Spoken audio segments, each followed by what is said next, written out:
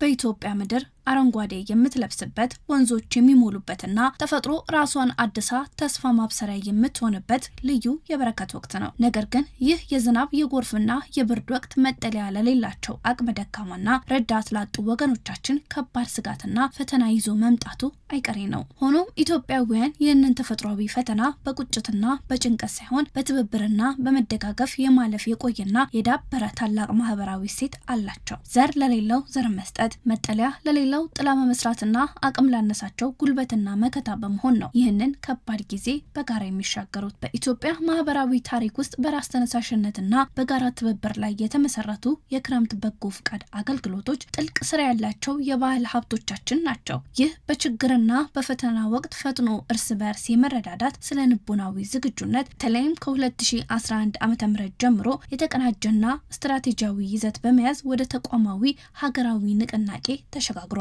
ይህ የክረምት በጎ ፍቃድ አገልግሎት ንቅናቄ ከተጀመረበት ከ2011 ዓ.ም አንስቶ ባለፉት ዓመታት ቀስ በቀስ እያደገ መጥቶ ዛሬ ላይ በየዓመቱ የሚናፈቅ ሁሌም በጉጉት የሚጠበቀውና የንጋት ኃይል የሚናፈቀው እውነተኛ ሀገራዊ ባህል ለመሆን በቅቷል። ወጣቱ፣ ባለሀብቱ፣ የመንግስት ሰራተኛውና ልዩ ልዩ የህብረተሰብ ክፍሎች የክረምቱን መግባት ተከትለው ለወገኔ ምን አበረክታለሁ በሚል የሞራል ቁጭት ስሜት ውስጥ የሚቀሰቀሱበት ይህ መድረክ አንድ ወቅታዊ ዘመቻነት ባለፈ የዜጎች የዕለት ተዕለት አስተሳሰብና የአኗኗር ዘይቤ አካል እየሆነ መጥቷል። የዘንድሮ የ2018 ዓ.ም የክረምት በጎ ፍቃድ አገልግሎት መርሃ ግብር ደግሞ ከወትሮ በተለየ መልኩ ሀገሪቱ ታሪካዊውን 7ኛ ጠቅላላ ምርጫ በሰላም አጠናቃ ውጤት ይፋ በተደረገበት ማግስት መካሄዱ ልዩ ፖለቲካዊና ማህበራዊ ትርጉም እንዲኖረው አድርጎታል። የህዝብ ድምጽ ተሰጥቶ የብልጽግና ፓርቲ ሀገርን ለመምራት ተጨማሪ የ5 ዓመት እምነትና አደራ በተቀናጀበት ማግስት አመራሮቹ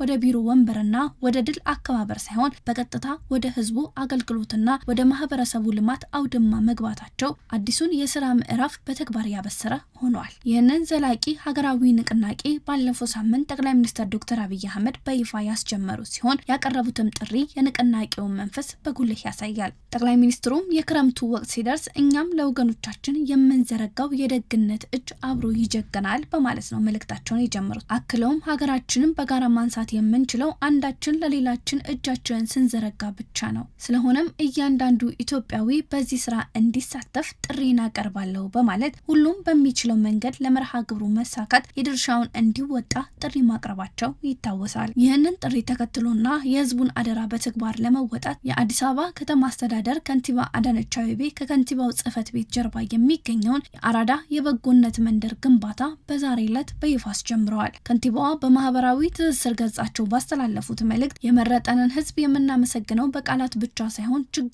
የሚፈቱ ተጨባጭ ተግባራዊ ምላሽ በመስጠት ነው ማለታቸው ምርጫን ተከትሎ የሚመጣው ድል የስልጣን ማብሰራ ሳይሆን የህዝባዊ ህይወት የመቀየር የስራ ዋስትና መሆኑን ያረጋገጠ ትልቅ ተግባር ነው። በዘንድሮ የክረምት በጎ ፍቃድ መርሃ ግብር በአጠቃላይ 2500 ቤቶች ለመገንባት የታቀደ ሲሆን ዛሬ ግንባታው የተጀመረው የአራዳ የበጎነት መንደር የዚህ ታላቅ እቅድ ማሳያ ነው። ይህ የከተማ ውበት የመቀየር ዘመቻ ቀደም ሲል ስር ነቀል ለውጥ ከተደረገበት የታሪካዊው የአዋሬ መንደር ተሞክሮ የተቀሰመ ሲሆን የዘንድሮ እቅድ ግን የከተማ ልማትን ከገጠር ልማት ጋር በማስተሳሰር አርሶ አደሩም ያሉትን አካባቢዎች ጸጋዎች ተጠቅሞ ዘመናዊና ጽዱ አኗኗር መምራት እንዲችል አዲስ ታሪካዊ ምዕራፍ ከፍቷል። ይህ አሰራር ከተማን ማዘመን ብቻ ሳይሆን የገጠሩ ማህበረሰብ የኑሮ ደረጃ አብሮ የሚያነሳ ፍጹም ፍትሃዊና ሁሉን አቀፍ ስትራቴጂ ነው። መረጃዎች እንደሚያመላክቱት በ2010 ዓ.ም የነበረው የ10.8 ሚሊዮን ወጣቶች የበጎ ፍቃድ ተሳትፎ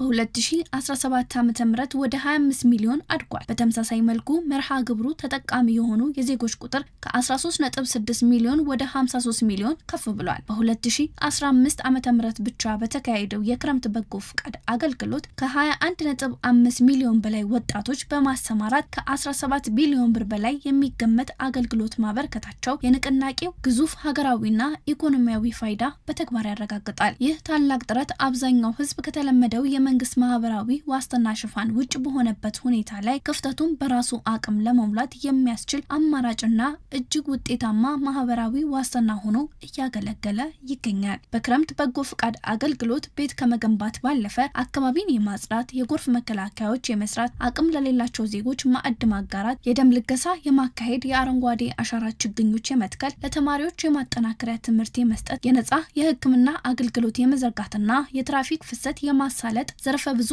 የልማት ስራዎች ተጠናክረው ይቀጥላሉ። ይህ በጎነት በአንድ መስክ ብቻ ሳይሆን የሀገራዊ ሁለንተናዊ ገጽታ ለመቀየር የሚደረግ ዘመቻ መሆኑን ያሳያል። የምርጫውን ማግስት የድል ስሜት ከተግባራዊ የበጎነት ስራዎች ጋር መቆራኘት በህዝብና በመንግስት መካከል ያለውን መተማመን፣ ጽናት፣ አብሮነትና ቤተሰባዊነት ይበልጥ የሚያጸና ነው። ድል ማለት ጎንበስ ብሎ የህዝብን ችግር መጋራትና መፍትሄ መሆኑን ይህ ንቅናቄ በተግባር እያሳየ ይገኛል። ይህ ታላቅ ስራ የኢትዮጵያ እውነተኛ የብልጽግና መንገድ የትኛው እንደሆነ ሀገር በቃላት ሳይሆን በላብና በደግነት በተግባር እንደምትገነባ በጉልህ የሚያሳይ የኢትዮጵያ እውነተኛ ብልጽግና ምስክር ነው።